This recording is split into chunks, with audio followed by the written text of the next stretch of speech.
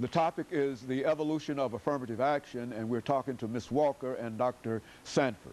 Dr. Sanford, let's have you over the last few minutes that we have during this final segment to talk about where you see affirmative action in terms of American society today. Well, thanks so much for the very important question. We are certainly at a crossroads with affirmative action. However, without any argument, there is still a strong need for this policy.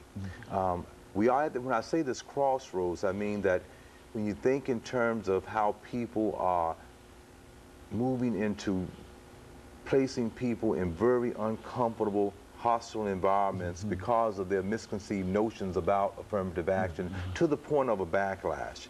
Many are talking in terms of there being reverse discrimination. Dr. Alan Johnson, in his book entitled Privilege, Power, and Difference, talks about if there's one particular position, 500 people trying to apply for it who are indeed qualified for it, and if there's one European American person that gets that position, say in a high-tech type of a situation, then everybody feels like, well, it's a qualified person, then it must be okay. But if an African American or a female gets that position, then you got 499 people feeling that they are reversed to discriminate against. And I think when we move on, we'll see how affirmative action is indeed a process that leads us into having a better working environment. The American Association of Higher Education, the American Council of Education, looks at this process as actually benefiting the majority group in much more of a powerful way than even the minority group at institutions of higher learning as well as in the workforce.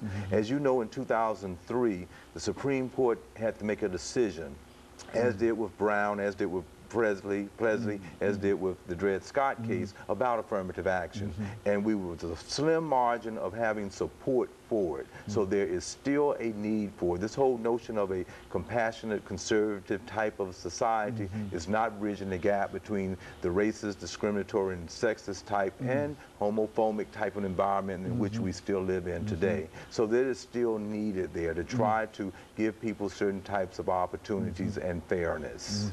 Very good. You know, Ms. Walker, I think you mentioned earlier about the distinction between diversity and affirmative action. Let's have you to speak to that. Right. Affirmative action is actually the process to get to equal employment and diversity. A lot of people want to talk about diversity, but they shun affirmative action. Well, you can't get to diversity without having affirmative action, this fair and open process that brings in qualified people. You just don't get there because people tend to do the same thing that they've always done. So if you don't have a program that requires people to do extensive outreach, to advertise in the right places, to have a fair job description, to bring people in and not to have harassment and discrimination in the workplace, then you can't have diversity. All you have is a revolving door. People coming in and people going out and filing cases of discrimination because they're not treated well in the work environment. So we have to understand that even with affirmative action, we don't get the kind of diversity that we should be getting at this time because people are still dealing with nepotism, bringing people, friends, families. I speak about the extensive form of nepotism. And also putting people in place because it looks good to the community. That is putting African Americans or Native Americans or whoever in place who are not qualified. I think the most egregious act that can be performed is to place anybody in a position for which they're not qualified. But historically, in nepotism, you'd place Uncle Joe's son in the company. And then there would be support for that person so that they would be trained to move up the ladder. Right. Situation. But you put an African-American youngster in the mailroom, guess what? He stayed in the mailroom. He didn't get somebody to coach and to mentor. If you ask anyone in the higher echelons, you will find that they were mentored. And the fact is, that many of the protected groups, African Americans, Hispanics, women, do not get mentored. They do not get supported. In fact, what you find, if you get a person who's well qualified and very knowledgeable and very capable of doing the job, they become a threat. And they're seen as arrogant, or they're seen as being too aggressive. Persons of color always have to walk this real fine line. You know, are you too passive? Are you too aggressive? But if you're doing your job and you're doing it well, you can become a threat to those in power. And I might say that this whole issue about equal employment is not only about race and gender, it's about power. And we talk about a glass ceiling. African Americans and Hispanics and Native Americans feel that they have a concrete ceiling that we can't get through. They can't even see through it. So we're trying to get people into positions where they can make policy, because we find out if we get people of color in positions where they are able to make policy, the other groups get very upset, get very threatened, and they want that person out of the place.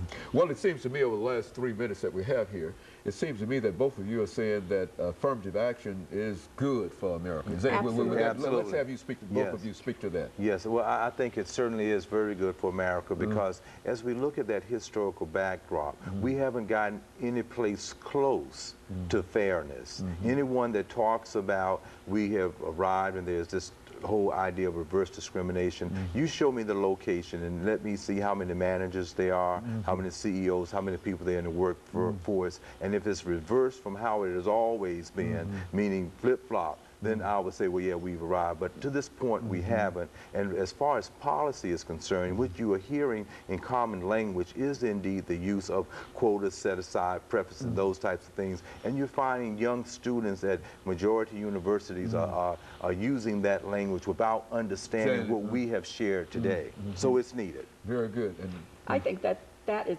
very crucial, that somehow our young people are being made to feel that affirmative action is a blemish on them. And it's not. It's the process by which they can get into the workplace and not be harassed and not be discriminated. So it's very important. And you find people asking. I had a young person during my Christmas holidays who told me that she was told to write a paper on affirmative action without looking up anything about affirmative action. So how can you write about something if you don't know what the definition is? And you'll be surprised at how many things we deal with that we never define. And it allows those who don't want it to give their impressions definition of it. And we fall for it. So we have to teach our young people what these processes are and that they are beneficial for everyone.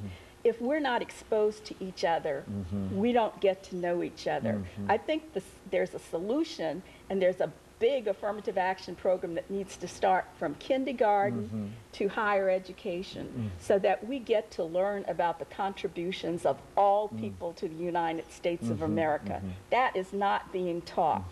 Therefore, there are some groups that are stereotyped, and we think that they are lesser than.